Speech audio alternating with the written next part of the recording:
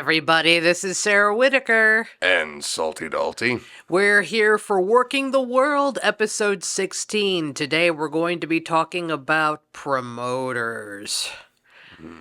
And basically what made them great, what evolved their practices, especially from the territory days to the monopoly, and history of what they do now. Absolutely. So, well, how's your week been? My week, I mean, we've gone through the string of bad luck already. If we didn't have bad luck, we'd have no luck at all. I mean, we didn't mention it on the last show, but I mean, it's like we got our car smashed into by our neighbor. I got influenza. Your mother got double pneumonia. Yeah. You got we talked about the knee last time, so I mean... And that is coming along now. It's just a matter of trying to build stability on it because, like, I have to, with what I had, I have to force it to heal as opposed to let it heal because you need to, in my opinion, outside my scope of practice as a personal trainer, you need to force an injury to heal and expose it to stress. Otherwise, you won't get satellite signals to the injury area and, create the recovery process as much. It'll take like 3 times longer from what I've been told. So, but it is coming along. I'm able to get full range of motion on it. I'm able to put weight on it. I'm back lifting. I did box squats today with 2 plates on the bar with knee wrap on there. Did a couple of sumo pulls, some calf raises, just enough to kind of stress that knee area. So, but it's coming along. I'll get back in the ring soon. Sweet. Well, you'll be able to find us on your favorite podcast platforms as well as YouTube for Working the World 0240. Mm-hmm.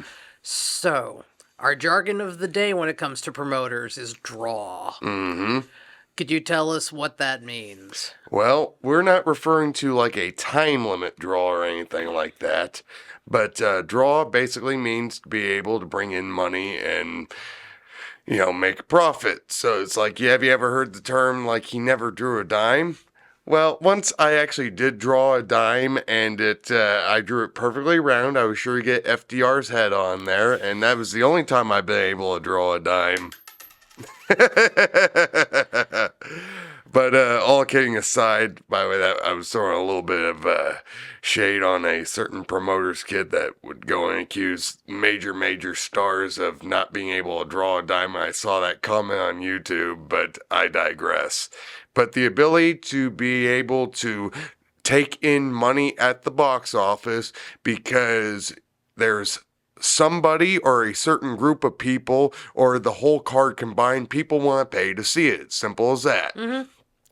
So basically, your star power and what you draw. I mean, for money-wise and fan base and merch and... I mean, do they put merch into draw? Absolutely. Alrighty. Because, like, if you want to take into account, like, there's multiple different ways to draw in wrestling. It can be at the box office, it could be off merchandise, it could be off TV revenue, it could be off of, outside advertisements, wrestlers getting feature in there, like John Cena's been doing a lot of commercials lately for like Honda and Hefty. He's done Sky Vodka in the past, so it's like being able to see him. It's like, hey, I know that guy. That's John Cena from WWE. Then they go back and see WWE on TV. It's like, oh, maybe see John Cena's on today, the guy I've seen in the commercials. So that's one way of being able to draw up, being in movies. It's being able to get your name out there, get people to pay to see you, and bring that back to pro wrestling. Sweet. So, I know the promoter, in the general sense, takes care of all the business side of... Yeah.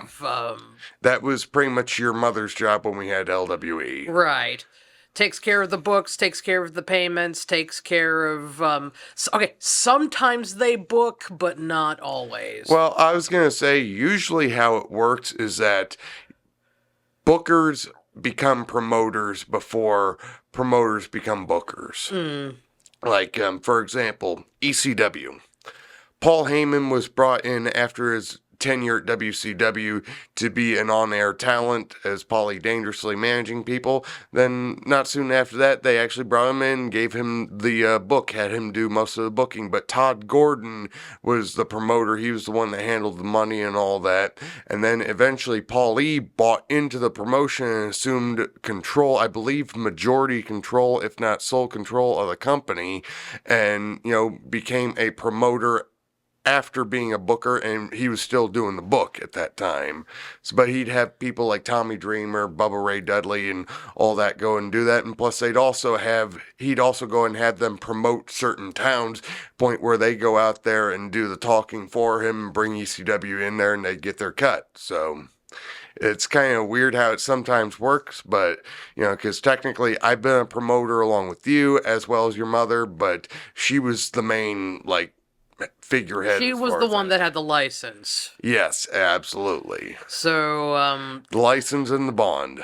License and the bond. So, I mean, you always have to, as much as we don't like the interference of sports commissions in this industry. Especially across the river because we're in Omaha right now. Because the Iowa Athletic Commission, they can be really stingy. I'll leave it at that. Yeah. Can't say something nice about somebody, don't say it at all. So I'm going to plead the fifth on that. Oh, of course. Mm-hmm. But, You ever watched the movie, what was that movie called with John Turturro? Sugar Time. No, I haven't. It's based off Sam Giancana and the Chicago mob and his involvement with the Kennedys and all that. It was a made-for-TV movie. And the opening of the movie is that he's on Capitol Hill being questioned by Bobby Kennedy Sr., which, actually did happen in real life after he helped allegedly get JFK in office. But he was questioning him on everything, and every single answer out of Sam Giancana's mouth was, "I declined to answer because I honestly believe my answer might be intended to incriminate me." Yeah. But, I mean, it's like, we had paperwork that we needed to do. I mean, It's like we had to file for LLC. Yes. And we, Mom took care of most of the paperwork, God rest her soul, but... The legal stuff, the money, yeah, mostly. And you handled most of the media, I handled the book. Right. So, but we kind of went back and forth a little bit on the book. Like, you'd recommend things, I'd put it down, and then you do the media. I recommend this, maybe sit down. It's like, hey, maybe like this, maybe not like that. So it's kind of like a balance of power in that regard. Alrighty, so let's go into, the history of the promoter, and it's, the territory days, who would run it during the carnival days? Would that still be a promoter? Yeah, pretty much. I mean, it could be subjective. You could be the person who was running the carnival could be called a promoter, or maybe, because, depending on how it was run, maybe an outside vendor would come in and do the wrestling to be able to draw money. So technically, the guy who was the vendor could be called a promoter. It just kind of depended on how it went. But, technically the carnival era was going until the 60s, even when the territory era was happening. So I've heard some stories about Harley Race working for Gus Karras in St. Joe, Missouri, traveling the carnival circuit around there, going and wrestling 300-pound farm men as a teenager and beating them. Sweet.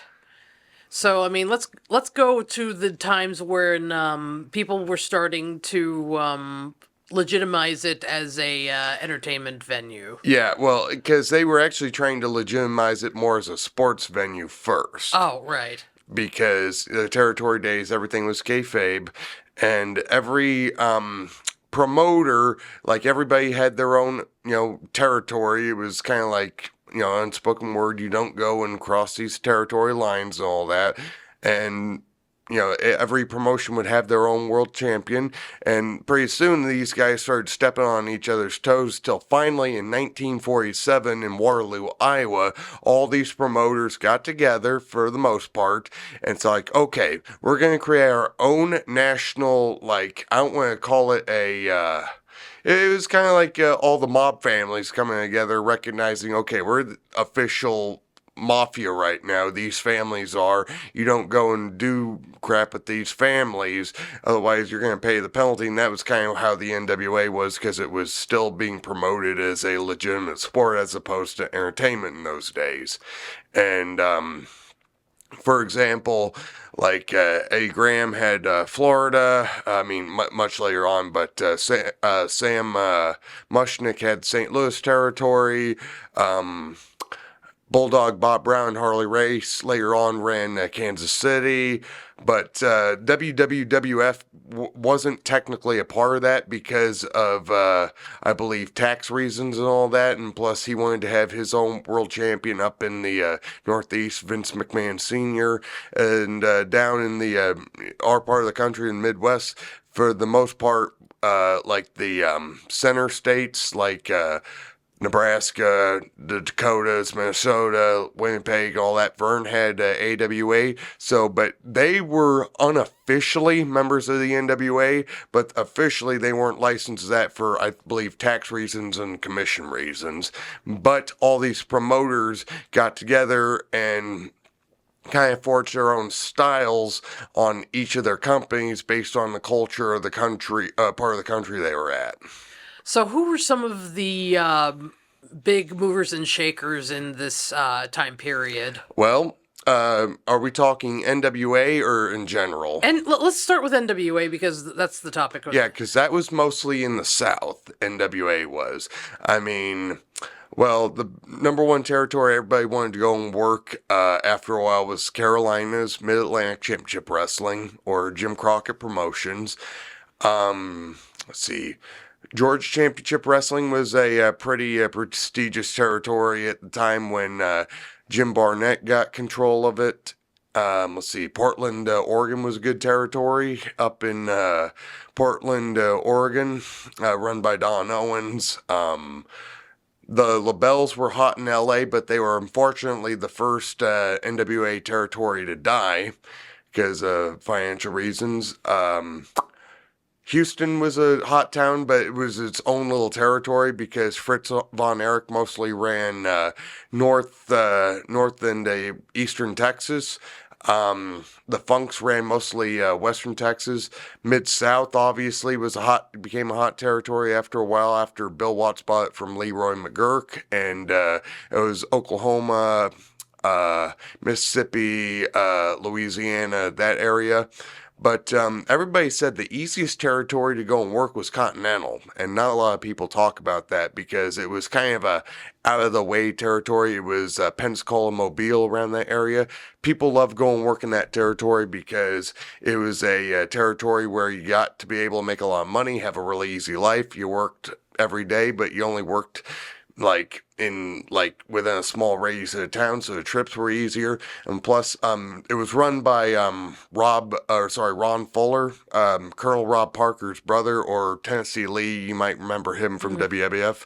His brother ran that company, and he also bought into Knoxville, Tennessee, and ran that and got that back up and going. And then they actually had a promotional war with 5 of his guys. And I don't know if you heard about the Plan B video. Oh, yes. Where you have Bob Roop, Ron Wright, Cowboy Bob Orton Jr., Ronnie Garvin, and one other guy, I can't remember, Boris Malenko. They all tried to go and take territory in Knoxville, and then territory actually somewhat died after that until Jim Barnett actually went and paid them off, got them out of town, bought territory for himself along with Ron, and they started drawing again. So, but yeah, because they actually went and, for people who don't know, there were a bunch of what was known as outlaw companies in the territory days that would run opposition to these main territories, trying to bleed off their business. Like Memphis had one in West Memphis, Arkansas, across the river from Tennessee. So that was kind of, you had to protect your business.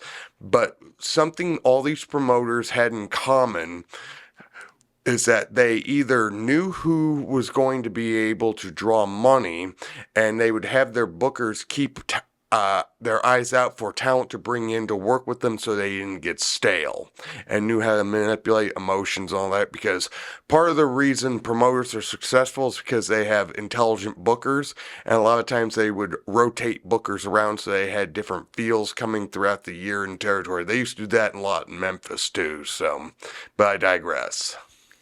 Alrighty, so for those of you who don't understand professional wrestling history, eventually Vince Jr. would come around and monopolize the territory with WWF at the time. Yes. And how did that affect promoters from the NWA and Killed them off. killed them off? Kill him off, because the way Vince was, he was very ruthless with his business tactics, because he knew his production value was head above what these local promotions were, or regional promotions were, because a lot of times with TV, he would always go and have a full house and have people like full arenas, well lit, look very prime time, very upscale.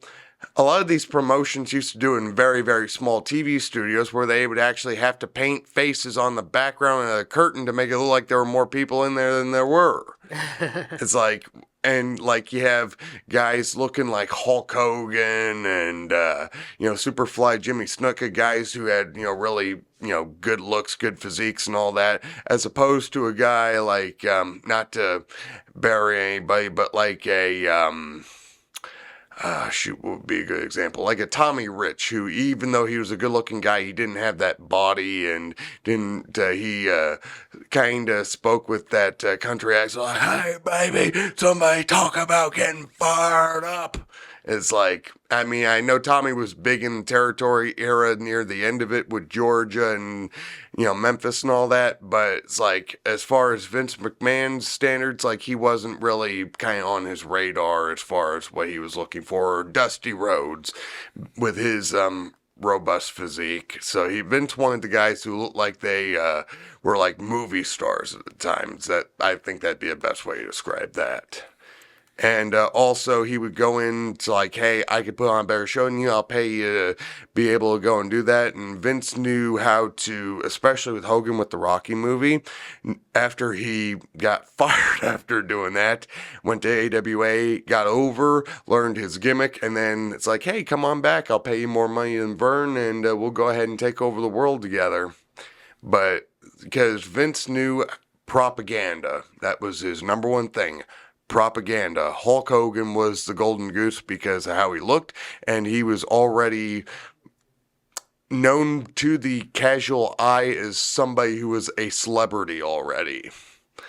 So it's oftentimes your talent too. It's like knowing which talent to put on top, which to put underneath, because not everybody can be on top, and some guys are actually better underneath, getting guys over. So, what other aspects of Vince was he known for when he was as a promoter? I mean, other than his ruthlessness. Well, he had a good booker, or good bookers, I should say. He was able to bring in George Scott from the Carolinas, who Dusty took over the booking in Carolinas after George Scott, and George was looking for a job. He actually bought Georgia from Jim Barnett and the Briscoes and gave Jim Barnett a job on the booking team. He also, of course, had Pat Patterson, who's a wrestling savant and just knew the business inside out and was extremely creative and came up with a lot of those angles at the time. So he had people that knew the business, or the wrestling side of it, and he handled more with going out there and doing business deals. But he's like, "Oh, promote Hogan, or promote Warrior later on."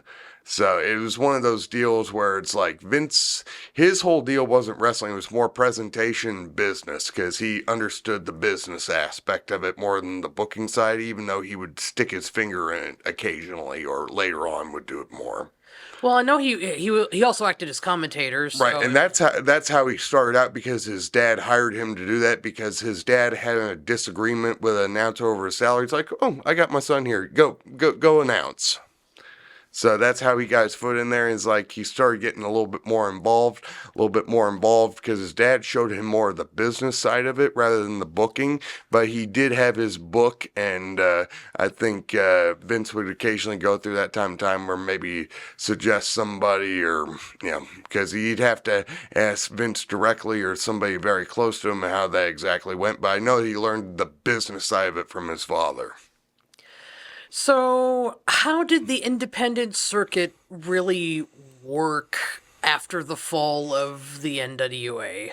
NWA. Yeah. Well, uh, it was very much similar to the outlaw territory system, except for you didn't have the NWA to contend with as far as like official promotions. It's kind of like, for example, like there's only like one promotion NWA right now. It's not a group of promoters. It's just one promotion, assuming the name.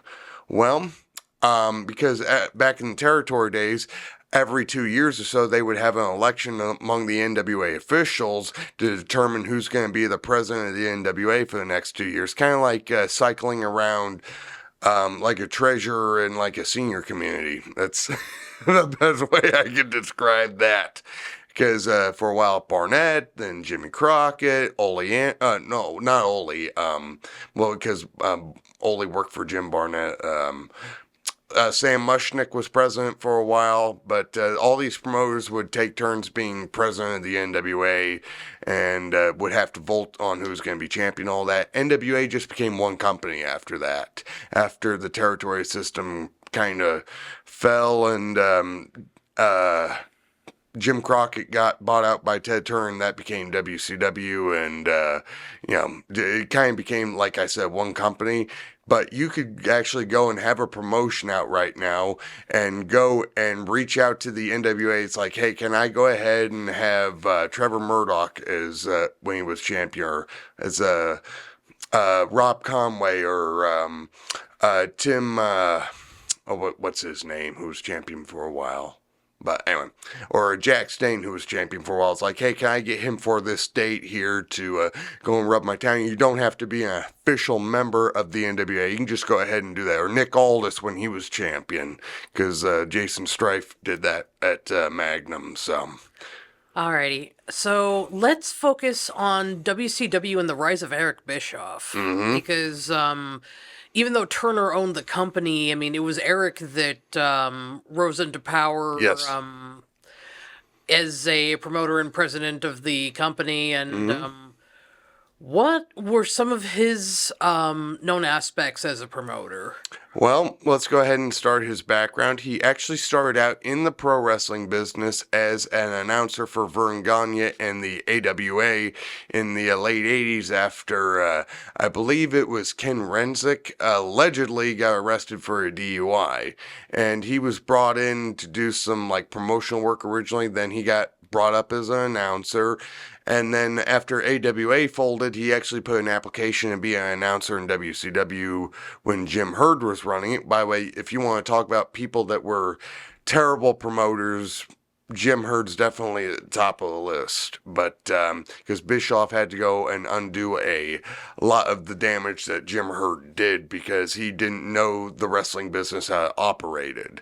He had people around him that were smart on the booking committee, but he would always go and overturn their stuff because there is such a thing as a bad promoter. Keep that in mind. But Bischoff, he came in as an announcer, and then over time he had different leaders in there in president of WCW, like Kip Fry after Jim Herd left. Then Cowboy Bill Watts came in, ran WCW for a while, and WCW didn't like the way that those guys were running things, especially Bill Watts, because he rubbed a lot of people the wrong way, because Bill Watts came in with the attitude that he's going to run roughshod over the company, and with the corporate structure of Turner, wasn't going to get over. So, because Bill was one of those old school promoters, he's like get in people's face, pointing their fingers, maybe even lay hands on them if he wasn't pleased with what they were doing. And then they wanted somebody that was a little bit more corporate fitting, corporate, kind of fit that corporate mold. And Bischoff was that guy. And he put his hat in the ring after Bill Watts left WCW to become executive producer, and then he ended up getting a job and started kind of changing how WCW was being presented, kind of a little bit more like Vince, upscale, bright lights, making sure there were TV studios that were full. You could see the people in there, making the rings look nicer, making the entryway look a little nicer. Better camera angles, pyro, that stuff. And then after he did that, he also went and got Hulk Hogan to sign with WCW. He got a bunch of the guys from WWE that were, Vince was letting go after the steroid trial. Then he went and actually became executive vice president for WCW, I think for like 2-3 years, and started taking on more responsibility on like the office work and promoting towns and all that, promoting TV, pay-per-views. And then he became president of WCW during the height of the Monday Night War in 1997. Sweet. But the thing with Bischoff, there were good and bad things with him, in my opinion. Good things, he tried to make himself different from WWE. He tried to take from their audience because they were kind of on a down slump a little bit as popularity, and he was trying to do the opposite of what they were doing. But by taking some of their older talent, he was trying to get some of the attention that was still the average wrestling fan on their products. Like, hey, we have the guys here that were over before, and WWE was working on getting guys over at the time. And also, he was very smart as far as like getting sponsorships and knowing how to get the right people to assist him with like the book and stuff like that. But he had visions of where he wanted to go, because number one thing you gotta have as a promoter is a vision and be able to follow through with that. Some of the bad things with Bischoff is that he was still a little bit inexperienced to the wrestling industry. I think a lot of times, personally, he might let his, personal feelings somewhat get in the way of some things, and he would oftentimes be influenced too much by some of the other wrestlers that came before him that didn't really have the best intentions for the company, but rather for themselves. So I think, maybe he might have possibly, learned that over time, possibly not. I don't know who's to say, it's subjective, but WCW, that's why they say it had a rise and a fall, much like pretty much every other promotion in the world too. But in all seriousness, the number one promotion that has been able to rival as far as drawing money from Vince McMahon here in the United States, secondly, was Giant Baba and All Japan Pro Wrestling. Second popularity worldwide, second drawing ability worldwide, because they drew big time. And you can thank Giant Baba for that one, because he was a very smart businessman. He knew how to book, knew how to run his territory the way it would be accepted over there in their culture, yet at the same time knew how to trend set over there to be able to go and let new people that they had never seen that were not native to their country come in and get over and be stars and work with their native guys. And he also kept himself out of the limelight as much as he could when he knew that he had to step away. And then when he did return, he always came back in situations where he could protect himself, but get other guys over that he was booking. So, he was really, really good at that. And then unfortunately he passed away, and his wife assumed control of the company, and that's when everything went down. But if you want to talk about some of my favorite wrestling in the entire world, All Japan. That was really good stuff. Well, how about this? Do you want to turn this into a two-part series? We absolutely could. Yeah, because it's like we're out of time to talk about Japan and some of the outside promotions and whatnot, so let's make that the topic of next week. How's that Absolutely. Well, I was also going to say what might be an even better suggestion as far as making that two-part series. Do half of it maybe on a little bit of Japan, the wrestling war over there, kind of go in depth on that, but also go in depth a little bit more on the indies as well. Absolutely. Because that was kind of have to go indies, then go back and start, with the territories, then go to the indies, because that's kind of what it is today is that every promotion has its own town, except it's not regional wise, it's kind of city wise, and sometimes you compete with that. Alrighty, it's time to go home. Doggone it, all I have on me is a dime. I'm gonna have to draw later. Drop the dime. Uh-oh. Okay. And it's tails! I win. You didn't call it before. I'm just trying to be sneaky. Alrighty. Meet us on all of your favorite podcast platforms and YouTube at Working the World 0240. And stay classy and shoot the half. Shoot the half indeed. 'Cause I